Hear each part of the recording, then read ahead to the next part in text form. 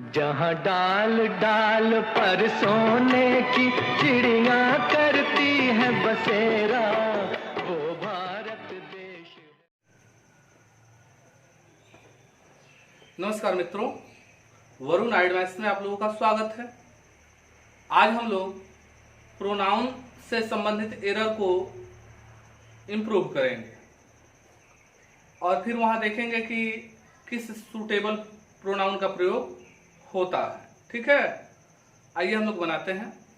जो भी व्यक्ति मेरे चैनल पर अभी नए नए हैं वे लोग वीडियो को देखें, पसंद आए तो लाइक शेयर सब्सक्राइब जरूर करें।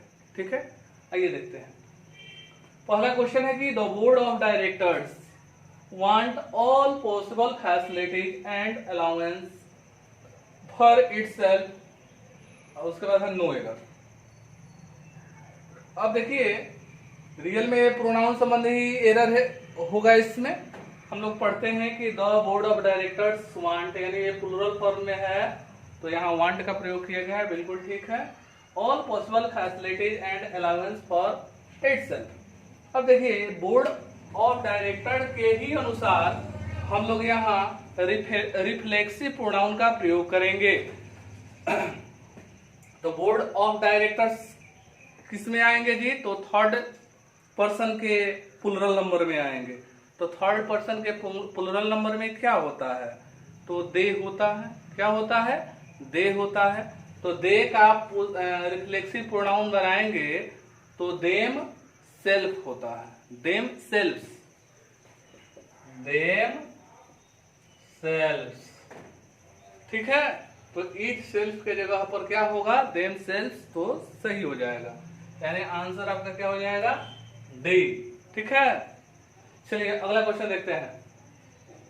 You and I have done my best in the examination. You and I have done my best in the examination. ध्यान रहे, पहले हम लोग तो देख लेते हैं कि प्रोनाउन का पोजीशन कैसे होता है सेंटेंस में। तो देखिए, जब एक से अधिक प्रोनाउन आते हैं तो उसका पोजीशन कैसे होते हैं देख लीजिएगा। तो रूल याद रखिएगा 231 का। रूल क्या याद रखेंगे? 231 का। 2 का मतलब हुआ सेकंड पर्सन, 3 का मतलब हुआ थर्ड पर्सन, 1 का मतलब हुआ फर्स्ट पर्सन। 1 का मतलब क्या हुआ? First person. तो इसी सीरीज में, इसी सीक्वेंस में प्रोनाउन आते हैं। अगर मान लेते हैं कि अगर आपको थर्ड आपको प्रोनाउन लिखना हुआ और दिया हुआ है क्या? आई दिया हुआ है और यू दिया है, तो इसको कैसे सेट करेंगे? तो ये हमारा पहले क्या होना चाहिए? 2, यानी यू, तब क्या आना चाहिए? Third person. तो थर्ड पर्सन तो नहीं है, तो क्या है? फर्स्ट पर्सन है ना, तो आई। ऐसे लिखेंगे, यू एंड आई। समझ गए ना? तो आपको ऐसे भी आप लोग रूल बना सकते हैं। कैसे? तो 231 का रूल हो गया, तो 23 का रूल हो गया, फिर 21 का रूल हो जाएगा, फिर 31 का रूल हो जाएगा। क्रिएट कर सकते हैं ना? तो बिल्कुल एक ही याद रखिए ना, 231, इससे काम आपका हो जाएगा। तो इसी सीक्वेंस के आधार पर होना चाहिए। आइए हम लोग देखते हैं, यू एंड आई, तो किस सीक्वेंस के आधार पर है जी? तो 21, बिल्कुल ठीक है। तो you and I have done my best. अब ध्यान दीजिएगा कि जब भी दो प्रोनाउन एंड से जब जुड़ गए तो पोसेसिव प्रोनाउन, जो पोसेसिव एडजेक्टिव जो भी लेंगे वो किसके अनुसार लेंगे? तो फर्स्ट के अनुसार लेंगे, यानी फर्स्ट, सेकेंड, थर्ड। यानी इसमें देखेंगे कि इसमें कौन कौन है? सेकेंड पर्सन और फर्स्ट पर्सन है, तो हम फर्स्ट को लेंगे। तो फर्स्ट क्या है? आई है। फर्स्ट क्या है? आई है। हमेशा किसी भी सेंटेंस में हो, अगर मान लेते हैं सेकंड पर्सन थर्ड पर्सन हो किसी भी सेंटेंस में, तो इसमें अगर पोसेसिव एडजेक्टिव का प्रयोग करना हो तो किसके अनुसार कीजिएगा? तो 2 के अनुसार कीजिएगा, क्योंकि सेकंड पर्सन पहले आएगा ना, थर्ड पर्सन बाद में आएगा, इसलिए। अब चलिए इसी रूल के आधार पर इसको हम लोग सॉल्व करते हैं। You and I have done my best. तो आई के अनुसार माई नहीं, आवर। क्या होगा? Our best in the examination. तो हमारा जवाब हो जाएगा सी। ठीक है, आवर कर देंगे, सही हो जाएगा। अगला क्वेश्चन देखिए, his efforts will bring him more success than your. ध्यान दें, his efforts will bring him more success than your. ध्यान दीजिएगा, योर जो होता है पोसेसिव एडजेक्टिव होता है और सेंटेंस के अंत में देना है तो पोसेसिव प्रोनाउन ना देना होगा, तो क्या होगा, योर्स कर देंगे तो हमारा सही जवाब हो जाएगा। योर्स कर देंगे तो क्या हो जाएगा, सही हो जाएगा। इस बात को हमेशा ध्यान रखेंगे कि पोसेसिव एडजेक्टिव के बाद हमेशा एक नाउन आता ही है। जैसे लिखना होगा योर पेन, देख लीजिए, योर पेन, माई पेन, तो ये पोसेसिव एडजेक्टिव है, इसके बाद एक नाउन आ रहा है। अब पोसेसिव प्रोनाउन के बाद कोई नाउन नहीं आता है। जैसे दिस पेन इज माइन, यह कलम मेरा है, तो माइन के बाद कहाँ कुछ आ रहा है, नहीं ना आ रहा है, तो बिल्कुल आप लोग याद रखेंगे। चलिए अगला question. Every teacher and every student of this college is determined to do their best for the glorious prospects of the college. Every teacher and every students, ध्यान दीजिएगा कि एंड से दो सब्जेक्ट्स जुड़े हुए हैं, टीचर स्टूडेंट, लेकिन दोनों का पहले एवरी का प्रयोग किया गया है, तो वर्ब कैसा लेता है, तो सिंगुलर लेता है। ठीक है, इसको सिंगुलर के तहत ट्रीट करते हैं तो इसके बाद वर्ब भी होगा तो सिंगुलर होगा और पोसेसिव प्रोनाउन भी होगा तो सिंगुलर होगा। ठीक है, तो सिंगुलर होगा तो किस पर्सन में जाएगा जी, तो थर्ड पर्सन में। तो थर्ड पर्सन में ही क्यों जाएगा, तो इसका रीजन ये है कि टीचर है, स्टूडेंट है, तो आप लोग को याद होगा ना कि थर्ड पर्सन के सिंगुलर नंबर में क्या जाता है, ही, सी, इट, कोई भी सिंगुलर नेम, चाहे राम हो, श्याम हो, मोहन हो, कुछ भी हो। ठीक है, तो आप लोग कैसे ट्रीट करेंगे, सिंगुलर के तहत, और जैसे सिंगुलर के तहत ट्रीट करेंगे तो थर्ड पर्सन के सिंगुलर नंबर में होता है क्या, तो ही, सी, इट, एक कोई भी नेम। आइए पढ़ते हैं। Every teacher and every student of this college is determined to do their best, नहीं, क्या हो जाएगा, हिज बेस्ट, क्या हो जाएगा, हिज बेस्ट। ठीक है, क्योंकि हमको यहाँ क्या देना था, थर्ड पर्सन के सिंगुलर। चलिए ठीक है। पांचवा क्वेश्चन है कि the vice president of India and the vice chancellor of this university have given his consent to join the meeting. थोड़ा सा ध्यान दीजिएगा कि the vice president of India and the vice chancellor of this university, दो noun हो गया, and से जुड़ गया, तो वर्ब कैसा लेगा, प्लुरल। हाँ जी, प्लुरल तो है, तो ठीक है, लेकिन गड़बड़ कहाँ है, यहाँ हिज कंसेंट।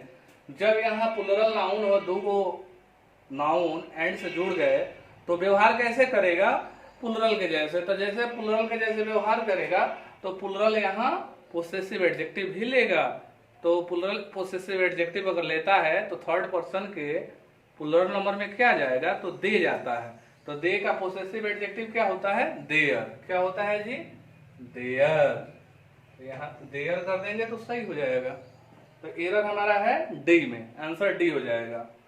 चलिए जी, she hates everybody and everything. अच्छा जी, वह प्रत्येक व्यक्ति और प्रत्येक वस्तु से वो नफरत करती है। ठीक है, who reminds her of her mistake. अच्छा, जो उसे रिमाइंड कराता है उसके अपनी गलती का, उससे क्या होता है, नफरत होता है। मतलब इससे नहीं है। आप लोगों को याद होगा हु का प्रयोग किस लिए होता है, तो व्यक्ति के लिए होता है। उसके बाद वस्तु के लिए क्या प्रयोग होता है, तो व्हिच का प्रयोग होता है। अगर कहा जाए कि दोनों के लिए क्या होता है, तो डैट का प्रयोग होता है। अच्छा, तो यहाँ थोड़ा पढ़िए सेंटेंस को, she hates everybody and everything. तो एवरीबॉडी से किसका बोध हो रहा है, किसी व्यक्ति का। एवरीथिंग से किसका बोध हो रहा है जी, तो किसी वस्तु का। इसका मतलब है कि दोनों के लिए आ रहा है जी, यहाँ व्यक्ति है, यहाँ वस्तु है, तो दोनों के लिए किसका प्रयोग होता है, डैट का।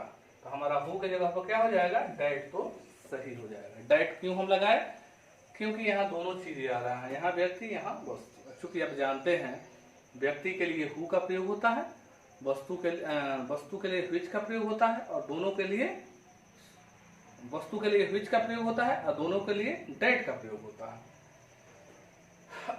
अगला क्वेश्चन देखिए, none of these two principles has been looking after his college well. None of these two, अच्छा जी, दो का बोध कराना है, तो नॉन के जगह पर हम क्या कर देंगे, नाइदर कर देंगे, तो काम हो जाएगा। Neither of these two principles had been looking after his college well, तो नाइदर कर देंगे तो सही हो जाएगा। ध्यान रहे कि नॉन का प्रयोग दो से अधिक के लिए होता है और नाइदर का प्रयोग दो व्यक्ति के लिए होता है, आइदर का प्रयोग दो व्यक्ति के लिए होता है। ठीक है, तो इसलिए हमारा आंसर क्या हो जाएगा, बी। देखिए यहाँ, each of the four great tragedy of Shakespeare is worth reading. Each of the four great tragedy of Shakespeare, तो ईच का प्रयोग दो से अधिक के लिए होता है, तो बिल्कुल सही है। Each of the four great tragedy of Shakespeare is worth reading, इसका मतलब है कि इसमें कहीं गलती नहीं है, इसका मतलब है कि ये नो एरर है। क्या है, नो एरर। अगला क्वेश्चन देखिए, he prostrated before his master who had returned from London after a year। देखिए कुछ ऐसे वर्ब्स होते हैं जो अपने बाद या तो रिफ्लेक्सिव प्रोनाउन लेते हैं या कोई ऑब्जेक्ट लेते हैं, क्योंकि ये सकर्मक क्रिया होता है। क्या होता है, सकर्मक क्रिया, ट्रांजिटिव वर्ब। तो कौन कौन से वो नाउन होता है, कौन कौन से वो वर्ब्स होते हैं जो अपने बाद या तो रिफ्लेक्सिव प्रोनाउन लेते हैं या तो ऑब्जेक्ट लेते हैं। तो याद रखिएगा, तो उस वर्ब का नाम लिख देते हैं प्रोस्ट्रेट, हार्ट, प्रेजेंट, ऑब्सेंट, ये ऐसे सब वर्ड हैं जिसके बाद क्या होगा, वर्ब का प्रयोग, इसके बाद क्या होगा, रिफ्लेक्सिव प्रोनाउन या ऑब्जेक्ट का प्रयोग होगा। ठीक है, अगर ऑब्जेक्ट या रिफ्लेक्सिव प्रोनाउन का प्रयोग नहीं किया गया है तो समझिएगा कि वहीं एरर है। जैसे में देख लीजिए, ही प्रोस्ट्रेटेड, अब बिफोर लगा दिया, बिफोर हिज मास्टर, तो बिफोर के पहले हमें कुछ लेना पड़ेगा ना, रिफ्लेक्सिव प्रोनाउन, तो दे देंगे तो सही हो जाएगा। इसलिए हमारा एरर यही है। ठीक है, चलिए तो ये 9 क्वेश्चन आज समाप्त हुआ, फिर हम लोग नेक्स्ट क्लास में मिलते हैं। उम्मीद है कि आप लोग समझे होंगे, अच्छा लगा होगा तो बिल्कुल कमेंट बॉक्स में लिखिए कि अच्छा लगा। ठीक है, हम लोग नेक्स्ट क्लास में मिलते हैं। ठीक है, नमस्कार।